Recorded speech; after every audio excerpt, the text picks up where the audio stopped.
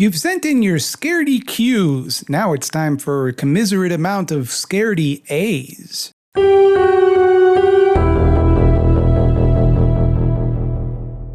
This one's not good. I didn't write a script to respond to you. That wouldn't be genuine. That wouldn't be parasocial. I'm just going to be shooting off the cuff. I'm just going to answer him like I sees him. And also, I already recorded this video one time and I forgot the audio didn't record. So that's if I seem like I have answers prepared, that's why. It's because I've already seen everything. I don't have to stop and think ever. I wouldn't anyway. I don't like to think. I'm not a thinker. I'm a doer. I do. I see a question. I answer it. Our first question comes to us from many very original people who asked, have you seen Terror Vision? You see, it's funny because in the previous video I made, I said that people often ask me if I've seen Terror Vision and then immediately said that I was going to do a Q&A. So I see what I did to myself there. I see why I invited that into my life. You got me. Hyla Tracy asks, whom or what is your favorite classic movie monster and why? Well, that is going to depend on how we're defining the term classic, right? Because obvious answer, Freddy Krueger. But I would think classic implies Universal Studios monsters, in which case the answer is Bride of Frankenstein. I think she has the most fun design. I like the way that she moves her head around like a bird.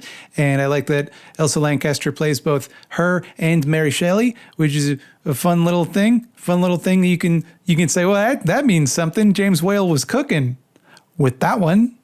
James Whale directed Bride of Frankenstein, in case that wasn't clear from context. Also, is Scaredy Cats open to receiving fan art? And if so, what is the preferred method for submitting it? Nothing worrisome, I promise. I wasn't worried, but thank you for specifying. Yeah, of course I'm open to accepting fan art. Why wouldn't I be? It would be a real dick move if someone was like, I like what you make enough to make art of it. Can I show you? And then I was like, no. I don't want to see it. But I understand why you'd ask. I'm not putting you on blast. Either way, the best method to reach me, the most likely method to reach me is through email at scaredycatsonyt@gmail.com. Scaredycats@gmail.com was taken, and at the time, people weren't using YT to mean Whitey, and now they do. I meant on YouTube, because that's where I put my Vibios. And so now it's got this like kind of other connotation that I'm uncomfortable with that I have to explain every time. But that's where to send a drawing, any kind of thing you want me to see, whether that be fan art or a desperate plea for me to advertise for your shitty mobile game that I won't do. Mootroid X Productions asks, would you ever cover the Guyver movies? Friends, lovers, when I cover the Guyver movies, and I will, remember that Mootroid X is to blame. Yes is the answer. Yes, 1,000 times yes. I won't be talking about the animes or the forbidden word because I'm not as familiar with those. I am very familiar, however, with the shitty puppet-filled American tokusatsu, the Guyver movies that I would marry. I would marry and kiss on the mouth. Don't tell my wife. Or tell her. She knows. Carpet asks, if you died suddenly. If I died suddenly? You mean when I die suddenly? What sort of ghost, ghoul, or revenant or other spooky boy would you like to come back as, possibly for revenge? See, you threw a real wrench in the works at the end there, Carpad, because, normally I wouldn't want to come back. I'd say, let's see what's going on in the afterlife. But if revenge is involved, I feel like you got to go Poltergeist. Poltergeist is the only one that can move stuff. Everyone else is just appearing, at best, rattling an ethereal chain. Who cares? That's nothing. I don't want to do that. That sounds boring. I want to be a Poltergeist. I want to move stuff around. I want books to fly open at random to a page that explains story information to the protagonist. I want to cause a vortex of household items to swirl around someone in the climax of a movie. And I wouldn't want to be a revenant. Are you kidding? That's just a stinky man. And I can be that anytime I want. Denise D asks, what's your favorite 2020s horror film you've seen? Then wisely adds, the Baby Oopsie series cannot count. It's got to be Hereditary. I know it's a kind of a basic answer, but Hereditary's real good. There's a real, There's a reason that every movie since Hereditary has kind of felt like it's trying to be Hereditary. It's just a really good movie. Toni Collette. She's a good actor. Jesse asks, does Bobby Duke ever talk about me? Bobby Duke only talks about himself. I should be clear. Probably a lot of people are confused. Bobby Duke is like a character, shows up sometimes on the channel. He's like the star of the channel. He's like a Baba Duke, but his name is Bobby Duke. He does like a New York accent. It's pretty funny stuff. If you're wondering how I got the idea, it's because I was eating a marijuana edible one time and I thought of it and it was very funny. He's right behind me, isn't he? Miriam asks, what's the first piece of media you remember truly frightening you? Okay, so when I was a toddler, I was really obsessed with Winnie the Pooh. Loved Winnie the Pooh, loved his little adventures running around, all his friends. There was an episode of the 90s Winnie the Pooh cartoon where there was a monster under Christopher Robin's bed that was like all of the mess underneath his bed that came to life. And it became a monster and it scared the shit out of me. And it's probably not a satisfying answer. And I don't know why I'm saying this instead of making up something that would make me seem like less of a buffoon. But that's what I'm going with. If I were going to pick an alternative answer, it would be the boogeyman from Real Ghostbusters. If you've ever seen that cartoon, you know why that motherfucker scares the absolute bejesus out of me. Weirdly enough, a similarly unserious answer, No Heart from the Care Bears cartoon in the 90s. No Heart, it was the villain of the show, wasn't a particularly threatening character, but he's also like a hooded figure with glowing red eyes and no face, and his name is No Heart, and he is defined by the absence of the qualities one would look for in a loving human being, and I found him to be earth-shatteringly scary as a child, and all of my nightmares were about No Heart. Alex Carter asks, since you're a fellow Forever Night stan, what's my favorite vampire movie that is quote-unquote scary? It would have to be Let the Right One In. I don't know how much that qualifies as like actually scary. That's a relative term. But it's a real good movie, I'll tell you that. I've never actually watched Let Me In, the American remake, but I hear it's good. People say it's real good. I would have to rewatch Let the Right One In and then watch it, probably. Or not. I don't know. Do I got to do that? Do I got to do anything? Can I just go to bed? Josh Manes asks, would you ever be into us recommending obscure horror subgenres to check out? Yeah, you can recommend them. Don't expect that I'm going to make a video about it, though, because like to have to watch an entire canon of films in order to make a video, that's probably not, I'm probably not gonna, to be honest. But like it's a neat idea. Sure. The examples you gave, including horror movies about cats, like, for example, I assume you're including Uninvited, the movie where a puppet cat spits out another evil puppet cat that kills people, or Hausu. Sure, yeah, but like I'm not gonna make a video about that. Taz and also a last name asks, do horror movies ever scare you anymore? Nope. No, they don't. I still go into a lot of movies with the expectation that I will be scared, but I really can't remember the last time I watched a movie and like, you know, had to keep the lights on or whatever, or like felt that feeling you get in the back of your neck, you know? I've seen so many and I know all of the tricks it feels like. So no, not really. Which also drives my wife absolutely nuts because they absolutely still work on her. And she gets terribly spooked and I'm just like, fine. You know?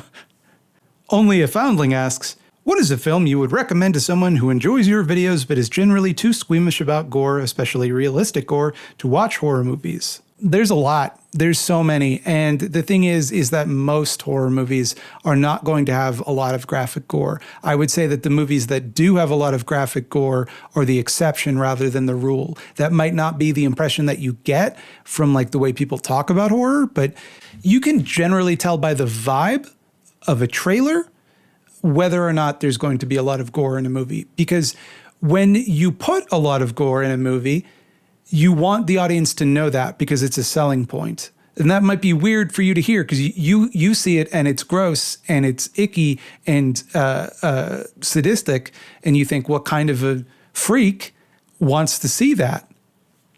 I do. So if I think a movie's going to have it, I want to see it because I'm broken inside. And so they don't generally tend to hide the fact when a movie is gory. They try to play it up, if anything. And you can usually tell by the ratings too. Like they'll talk about like extreme violence, mutilation, words like these. It's like off the top of my head, like Halloween, and Halloween is coming up, the holiday. So you could watch the movie that the holiday is based on.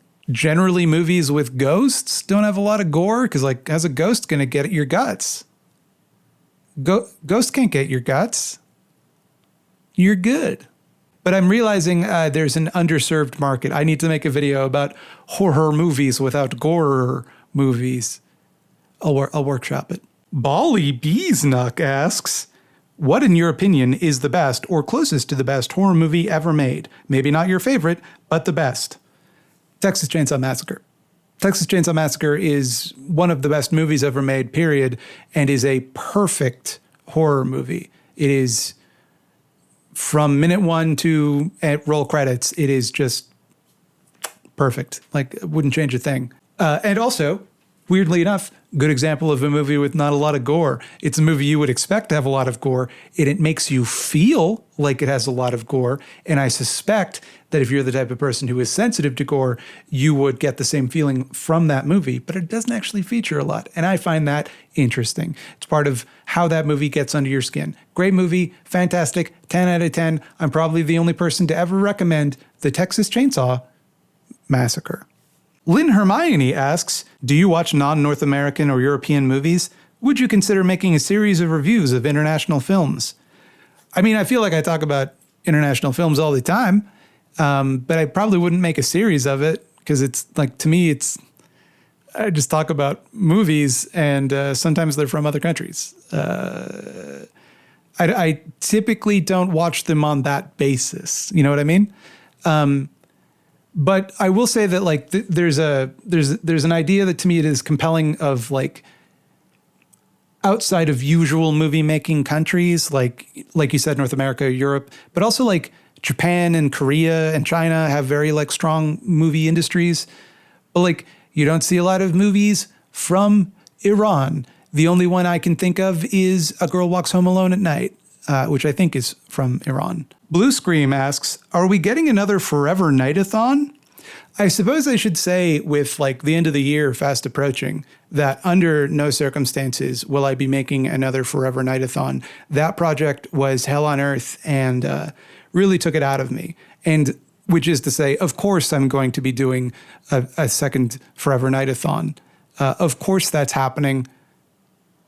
Of course. Mythosian06 asks, do you experience nightmares? And if so, what is the most prevalent, or perhaps what is the most profound that you can remember? This question is going to take you on a real roller coaster of emotions because first emotion, boredom. The most prevalent nightmare I get is that I'm late for school. I'm somehow still in high school, but also in university, and I'm late for both, and I haven't done any of the work, and the end of the year's coming up, and I didn't do any of the assignments, and I'm going to fail out of class, and how am I going to tell my parents? Oh no, yeah, no shit, everyone has that dream. I also have the one where your teeth fall out. I have that one a lot. Whoop-de-ding, big deal. Second emotion, secondhand embarrassment, because a recurring nightmare I have is that for some reason, I have pooped in something I would not ordinarily poop in. Now, normally, in my day-to-day lifestyle, the way that I live, and this is just me, I'm not judging anyone, but as I prefer to go toilet-wise with my poops. That's just how I've always done it. That's how we do it in my family. And I never poop anywhere else. I can't think of a time when I did. And so it's a very strange dream for me to have because I'm in complete control. I've chosen to do this. And then I'm like, what do I do now? Well, I don't know. Why did you put yourself in this situation? I don't know why that is what my subconscious is so concerned with, but it happens to me a lot. There you go. There's some information for you that now the world knows. And thirdly, third emotion, hopefully fear. The scariest nightmare that I've ever had, I was walking down an empty road in my hometown, and I was alone. It was night. And suddenly I'm bumped into this big guy wearing a hoodie and a jacket bumps into me. And I'm about to give him the look, okay, I didn't mean to bump into you, buddy. Look, the one hey, sorry about that. But he's staring at me dead in the eye, and he's pale, and he's got these deep shadows under his eyes and a big smile on his face, and he's laughing. And he says to me, "Help us." And I say, "Help you with what?" And he walks away, laughing. And then someone else bumps into me. And I turn around to face that person. And they are likewise pale with the same shadows under their eyes, big rictus grin. And he says, "People are sick." And he laughs and he walks away. And then a third person bumps me and says, "Help us. People are sick." And then a fourth and a fifth. And then all of a sudden, I'm surrounded by these people, all with the same grin, the same shadows under their eyes, and they're all laughing and saying, "Help us, help us. People are sick, help us." And they're pulling at my clothes and begging, "Help us," all the while laughing. So that's probably the scariest nightmare I've ever had, but the poop one is definitely the more common one. David McGuire 8041 asks, what has been your most consistent challenge during your creative process, either personally or logistically? It's definitely thinking of ideas for videos. Because that if I just had someone to go, here's what you're going to make a video about, you're not allowed to make a video that isn't about this. You have to make this video. It would be so easy. Because my biggest struggle is do I have something to say? People say could you do this movie? And I'm like, I could, but I don't have a take. I don't got a take on it. So what do you want from me? I can't. I'm sorry. I would love to. So it's always this struggle of thinking of something I want to say and then saying it. Saying it is easy. Thinking of it, that's the hard part. Doyle Harkin 3477 asks, what's the thing that really scared you as a kid, but now in hindsight you realize is just silly? As a kid, for some reason, I was terribly afraid to sleep facing my left side. I was convinced that something bad would happen to me if I slept facing my left side. And nothing did, by the way. And now, as an adult, I'm flip-flopping around. I'm like a wind turbine. I'm doing barrel rolls. I am changing sides with reckless abandon. I care not what side I sleep upon. And it doesn't scare me in the slightest. It kind of annoys my wife and wakes her up, which is scary in its own way, I suppose, but not for me, for her. And that's not my problem. Toast Night asks, are there any videos that didn't work out for whatever reason? Anything you wanted to talk about that was left on the cutting room floor? Oh, there's always so much left on the cutting room floor. You have no idea. My big problem is I write about 10 times as many jokes as actually end up in the video. And some of them are the best jokes are the ones that I cut out, but they ruin the flow, right? I would say I cut out more content than I film. In terms of scripts that didn't work out, yeah, there's a few. I try to embrace that feeling. If I'm writing something and it's not working out, I just toss it. I don't have time for that. It used to stress me out. Nowadays, if I get 500 words into something and I'm not feeling it, then later. There are some scripts that I haven't filmed. I have some that I could fall back on if I needed to. But the thing is, right? To me, I want to make sure I'm giving you content that is worth your time. And if I don't feel like it's worth my time to make, I certainly don't think it's worth your time to watch. So I'm pretty exacting with my standards with that kind of thing, which might surprise you to hear given what I do put out. But nonetheless, I abandon scripts all the time. Official Maxwell YT asks, what's your hottest Binding of Isaac take? Marked is a good item. Marked is a good item. It ups your tier rate and it has great synergies. Why are you not taking it? Oh, it makes aiming difficult? No, it doesn't. It's the same thing. You're still using the thumbstick. It's still good. What are you talking about? You can't tell me that you've spent 10 years controlling Epic Fetus with the same control system as Marked, and you can't figure it out? Come on. It's a good item. It helped me beat Boss Rush with Jacob and Esau. Fuck you. MS for Maker asks, in the vein of the Forever Nightathon, would you do something similar for Lex? I would, except that Lex is not horror. And thank God, because otherwise this would be a Lex channel. It would be all Lex all the time, 24/7, nothing but Lex. I would only be talking about Lex and probably only the episodes of Lex which feature Nigel Bennett.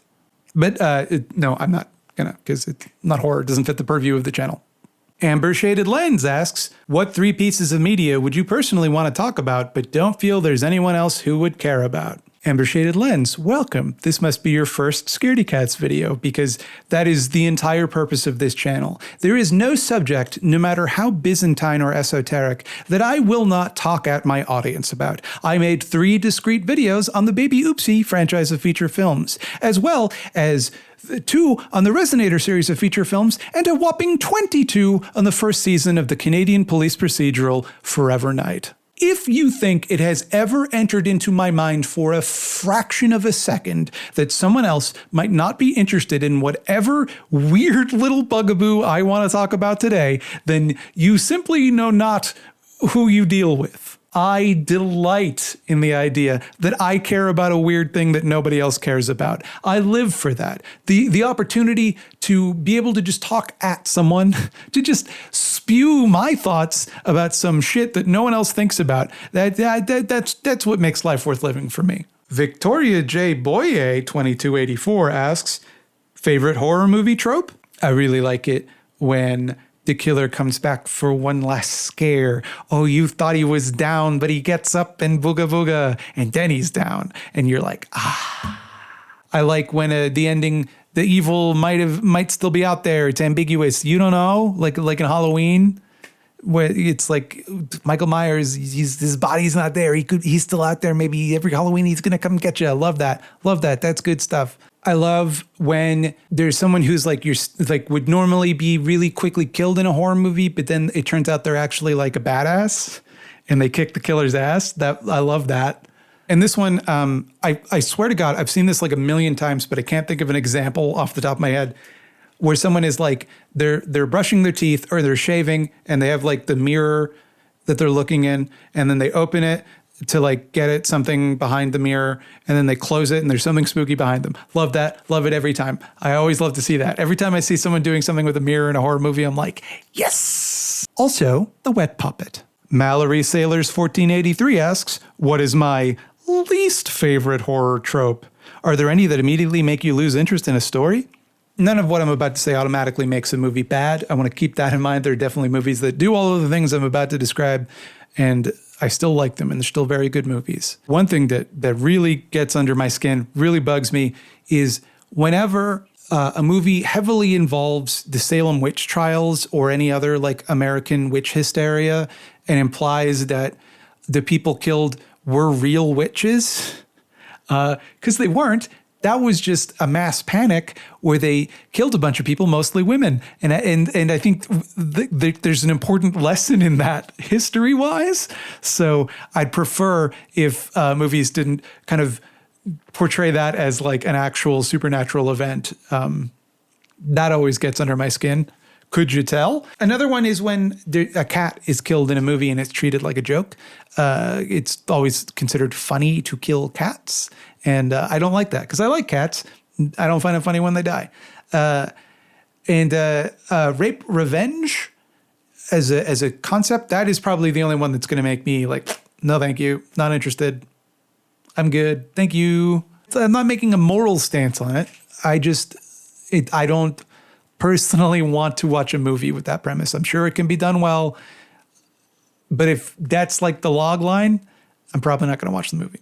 Isaac Bear 7115 asks, do you plan on covering any more Junjiito or just horror anime / forbidden word in the future? Yeah, probably. Probably, right? I mean, I don't know Junjiito specifically, probably because I do really like his work, but definitely like other animes and or forbidden word.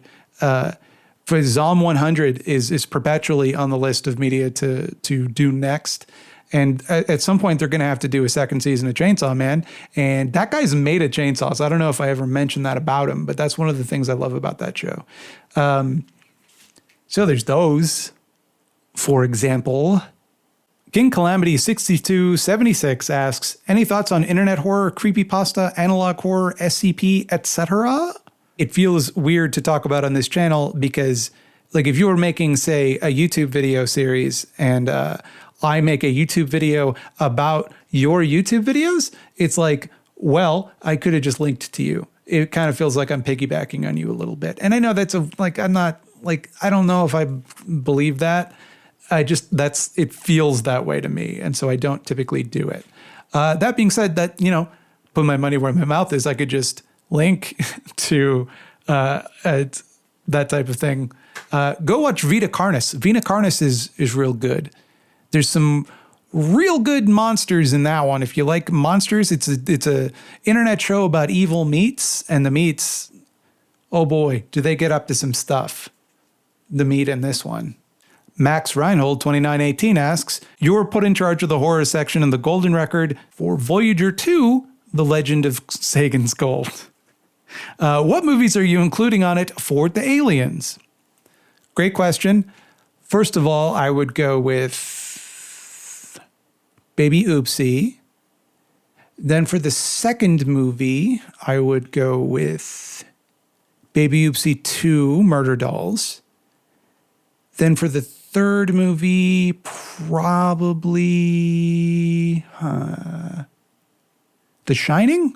Ted Rant's Time 3122 asks, say hypothetically, you're walking and then you get into your car and you start driving in your car and you get a mile down the road when you realize there's been a Christian baby in your car and the Christian baby tells you that it'll jump out of your car unless you renounce atheism. Would you do it or would you let the baby die? If I could just circle back to the previous question for just 1 second, I would like to actually change The Shining to Baby Oopsie 3, Burn Baby Burn, if I could. Dory Peacock asks, who is our generation's Vincent Price? Oh boy, am I going to nail this one. You ready? It's Jeffrey Combs. Obviously, it's Jeffrey Combs. Did you expect anything less from me? Jeffrey Combs. Let's compare and contrast Jeffrey Combs and Vincent Price. One thing that jumps out at you right away, you think Jeffrey Combs doesn't have a little mustache. He could have one if he wanted to. That would be no problem. But they're both nominally creepy guys, known for playing real creepsters, but can also be the leading man in your picture. Like Jeffrey Combs, for example, was the leading man in the film Castle Freak. They're both classically trained actors that often slum it in movies with a lot of goo monsters. Like, how could you not compare these two? So in conclusion, when you're going to remake the 13 Ghosts of Scooby-Doo, I do think Jeffrey Combs should play Vincent Van Ghoul.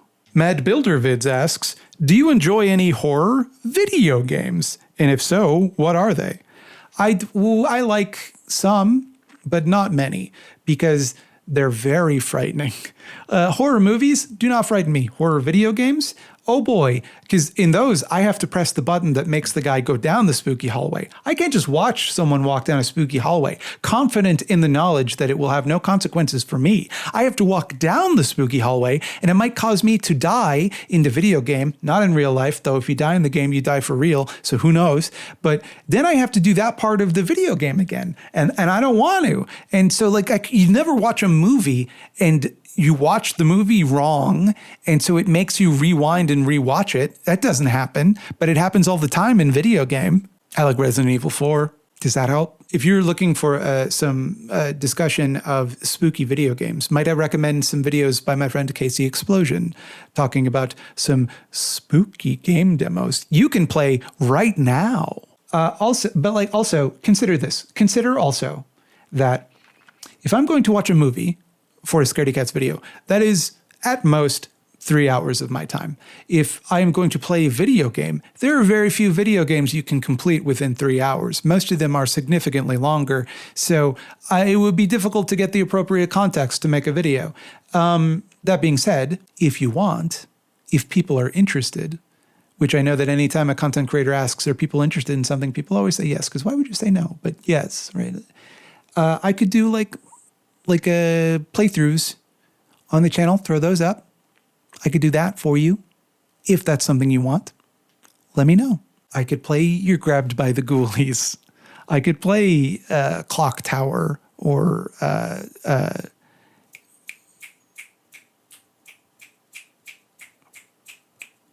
Yoshi's Island. Night Trap. Night Trap was the game I was thinking of. Night Trap. Bad candles on a half-assed cake, asks Mildred, salt of the earth. How do you feel about the recent film Alien Romulus? I haven't seen it. Because they need to stop making alien movies. They need to stop making them. We made 2 that were perfect. I say we, I didn't have anything to do with it. There were 2 perfect alien movies. They're called Alien and Aliens. And there's nothing to add. You're not going to do them better. Why make another one? A movie like Alien, right? There's 2 reasons to make a sequel. Either you have a new thing you want the alien to do. You have a new idea, a new scenario to put the alien in, and now it's scary or interesting in some way. Maybe you're rom-com with the alien. I don't know. Or 2, you want to recapture the vibe of the first movie. You feel like you can do those vibes again because the first movie had such a great vibe that you want to capture that vibe, make another one. And they only ever do that second approach. And it's never going to work because nobody can get the vibe quite like the movie Alien because it's a perfect movie and it's already been made. We don't need another one. And even the guy who made it can't do it anymore. Why do you keep trying to do it?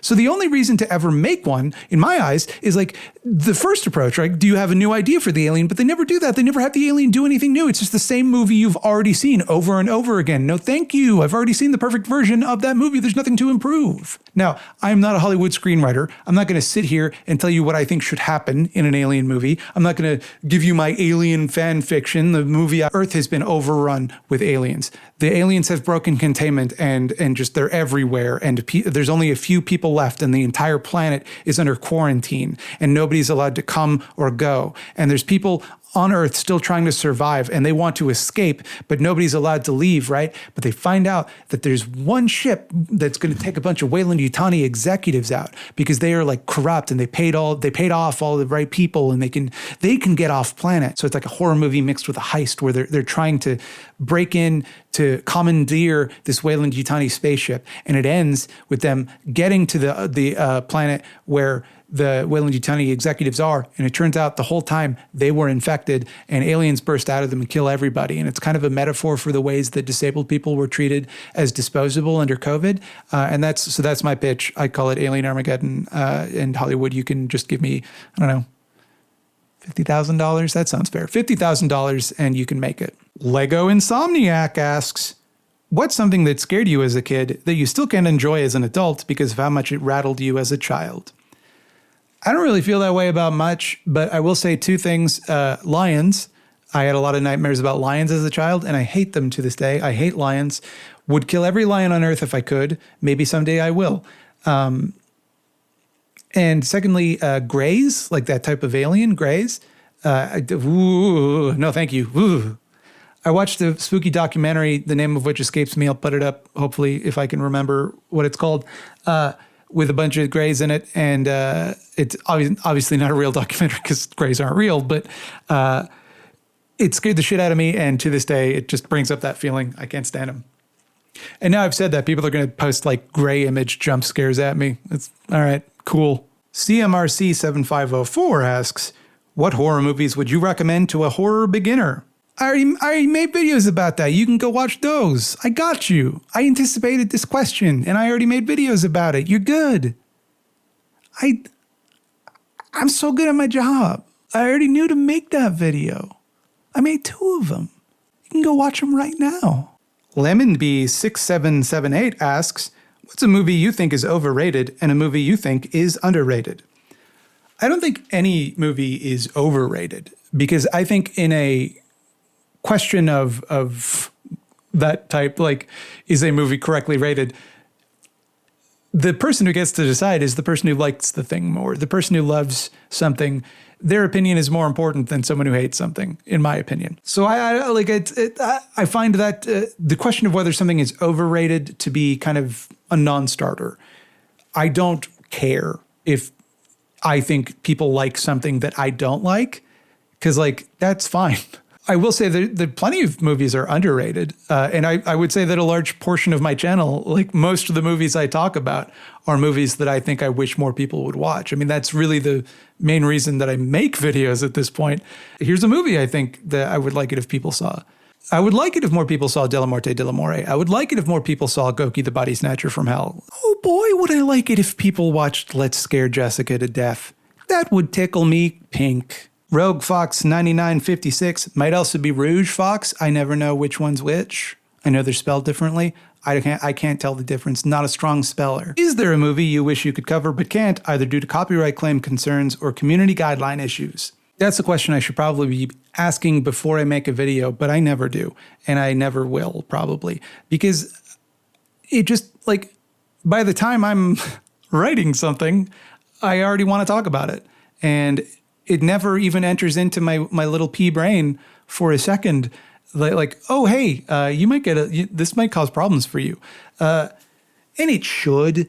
And I know that that's something that other YouTubers I feel like struggle with a lot. But for some reason, I've been lucky and I haven't had to deal with that as much. And I feel like now, having said it out loud, I have jinxed it. And now it's going to be a real problem for me. So thanks. Thanks for that. John Taylor 6851 asks, would you make a cameo appearance in a horror movie if you had the chance? Absolutely, I would. I'm not going to pretend like I'm too cool for that. I will say that, like, due to my fringe political takes, there's a lot. I don't think it would happen, but there's a lot of companies and people that might ask that if they asked, but they never would. But if they did, I'd be like, nah. Like, a lot of the entertainment industry is owned by Disney, and I'm not like super a fan of Disney's corporate ethos. So I would have to think long and hard about that, you know. But yeah, sure. You know, why not? That'd be fun. That'd be fun as hell. If I showed up and Baby Oopsie stabbed me with a little knife, yeah. It would be very easy for me to say, no, I would never compromise my integrity. But like, no, of course I would. Of course I would. Just for the fleeting opportunity to feel important and special for like a fucking second. Absolutely. Are you kidding me? And those are all the cues that I've got A's for today. If I didn't get to your cue, it's a personal slight directed at you intentionally. I did it to send you a message, and I think you know what it is. No, in all honesty, it's because a lot of people ask questions and I did answer them all, but then Bobby edited them out because Bobby doesn't want me to answer your question. I answered it. He wanted to stop it. So it's his fault. Get mad at him. He's right behind me, isn't he? Special thanks to my groovy ghoulies over on Patreon. In particular, I'd like to thank Cooper Holmes, Joe McClory, Liz Widow, Maston Ginger, James Garford, C.H. Phillips, Gideon, Devin Kaler, Andrew Roger, and Spooky Heather Sylvia. And I, Bobby Duke, the star of the channel, whose Mildo was a bit too lazy to animate in this one. I don't think I didn't notice. Would like to thank the following people, who's also the stars of the channel. We got Connor Patrick Griffin, Chuckleberry Finn, Jay Torney, Rachel Rat, Kato Moore, Carpad, Josh Manes, Hyla Tracy, Louisa Frito, and Jesse. See, they remember which side the bread is buttered on, you know? Mildo forgets. Thinks people are here to see them. They're not. They want to see the star of the channel. That's me, Bobby Duke. How's it going? As though these questions were posed to you and not me. Come on, Mildo. Come on.